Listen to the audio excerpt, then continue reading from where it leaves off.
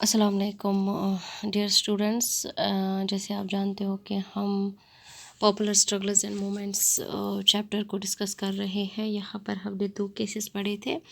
एक केस पढ़ा था नेपाल का, एक केस पढ़ा था बोलिविया का। जैसे आपने देखा नेपाल में जो पॉपुलर प्रोटेस्ट हो गया, पॉपुलर स्ट्रगल हो गया, that was related for the restoration of democracy. और जो बोलिविया में था it was the related with water, या जिसको हम बोलिवियाज वाटर वॉर बोलते हैं।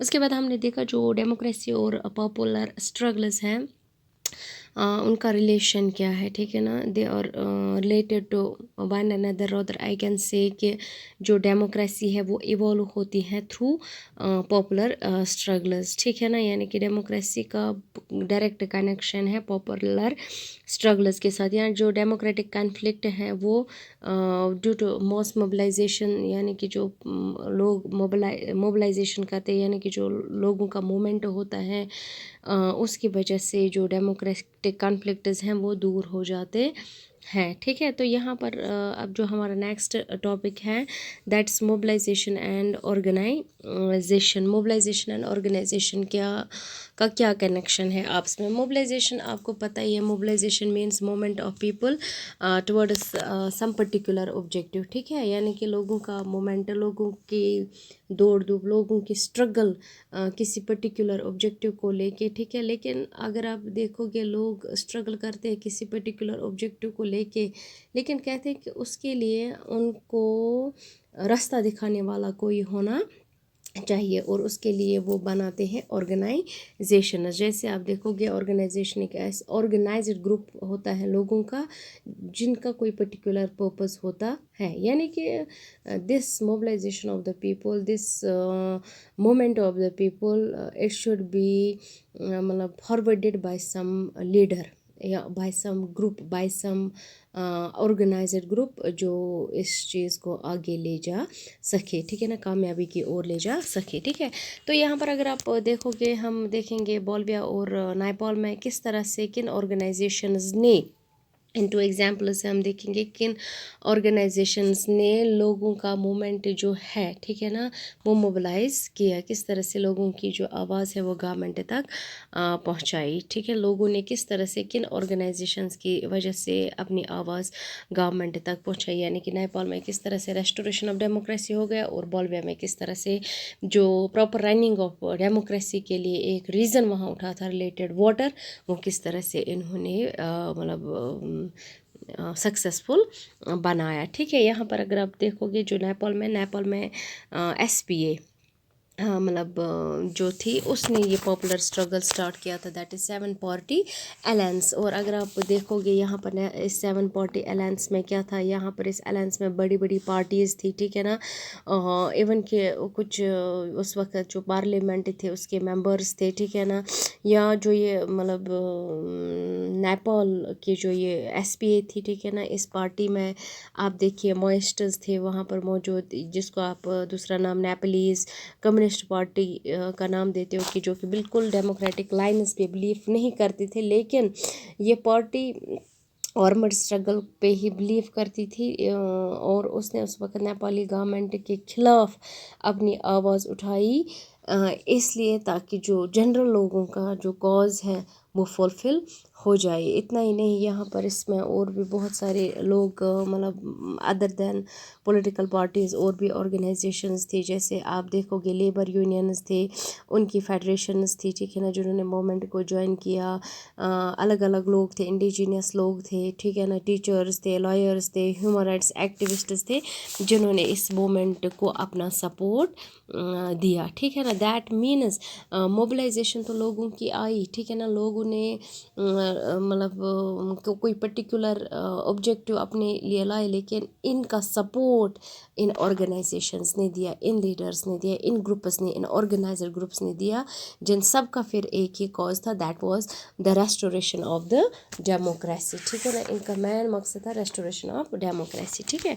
अगर फिर आप दूसरा देखेंगे बोलिविया, जो बोलिविया में प्रोटेस्ट हुआ अगेंस्ट वॉर दिस वाटर, जो कि एक वाटर था, ठीक है ना। एक्चुअली जो वाटर था वो प्राइवेटाइज हो गया था। अगर आपको याद होगा कि एक ये क्या नाम है इसका, MNC था, मल्टीनेशनल कंपनी था, जिसको जो बोलिविया की गवर्नमेंट थी, डेमोक्रेटिक गवर्नमेंट थी, उसने जो वाटर राइट्स थे उनको दिए थे, जिसकी वजह से उन्होंने मतलब इमीडिएटली या ऐसा को था मतलब क्विकली उन्होंने क्या किया, उन्होंने वाटर प्राइस इंक्रीज कर दिया, ठीक है ना। तो बोलिविया में ये जो वाटर प्राइवेटाइजेशन का मसला था, ठीक है ना, कहते हैं कि वो किसी पर्टिकुलर पॉलिटिकल पार्टी ने इस चीज़ को रेज नहीं किया। वहाँ पर एक ऑर्गेनाइजेशन बनी बोलिविया में, ठीक है ना, जिसको बोलते थे फेडिकोर, FEDECOR, फेडिकोर, ठीक है ना।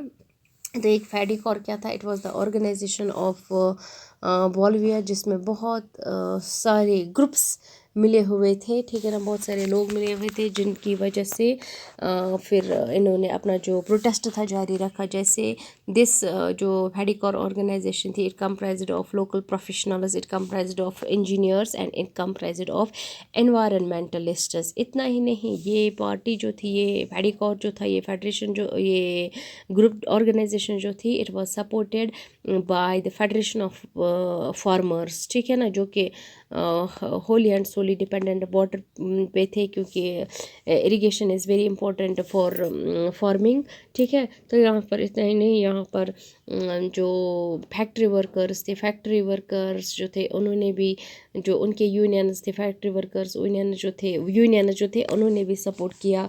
और जो मिडिल क्लास स्टूडेंट्स थे, जो कि यूनिवर्सिटी ऑफ कोचम्बिया था, क्योंकि कोचम्बिया में ही स्टार्ट हो गया था ये क्या नाम है इसका वॉर, तो उन्होंने भी इस चीज़ को सपोर्ट किया, ठीक है। और जो उस वक्त स्टीम है, यानी कि कोचम्बिया स्टीम है, जो होमलेस स्ट्रीट चिल्ड्रन थे, ठीक है, उन्होंने भी इस क्या नाम है इसका, इस फेडिकोर का सपोर्ट किया against what, against the privatisation of water by government at that very time, ठीक है ना। ओके, और इस मूवमेंट को एक सोशलिस्ट पार्टी इस बोलिविया में चल रही थी, उसने भी इसको सपोर्ट किया। लेटर ऑन यही 2006 में बोलिविया में यही सोशलिस्ट पार्टी ही असल में क्या नाम है इसका गवर्नमेंट बनाती है, पावर में आ जाती है।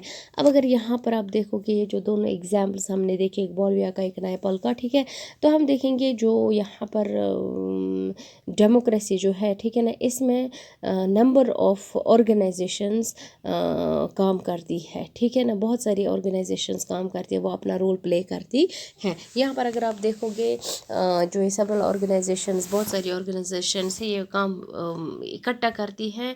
कोई पर्टिकुलर बिग रीज़न होता है, ये बिग स्ट्रगल होता है, वो दो तरह से इसमें अपना हाथ देते हैं। एक है डायरेक्ट पार्टिसिपेशन, दूसरा है इनडायरेक्ट पार्टिसिपेशन, ठीक है। जो डायरेक्ट पार्टिसिपेशन, जो ये कम्पिटिटिव पॉलिटिक्स होती है, ठीक है ना, जो गवर्नमेंट होती है, इसमें किस तरह से डायरेक्ट पार्टिसिपेशन करते हैं, जैसे इट्स ये पार्टीज़ क्रिएट करती हैं, इलेक्शंस कंटेस्ट करती हैं, और बाद में गवर्नमेंट भी बनाती है। जैसे आपने देखा कि सोशलिस्ट पार्टी बोलिविया में इस फेडिकोर का एक हिस्सा बन गई, उनको सपोर्ट दिया, लेकिन लेटर ऑन यही इसने वहाँ पर मतलब इलेक्शंस कंटेस्ट किए, और फिर इलेक्शन जीता भी, और उसने 2006 में बोलिविया में गवर्नमेंट भी बनाई। That means creating parties, contesting elections and forming governments. This is the direct participation of any organisation जो कि यहाँ पर काम करते हैं। इसी तरह दूसरा है direct ways to indirect ways to participate.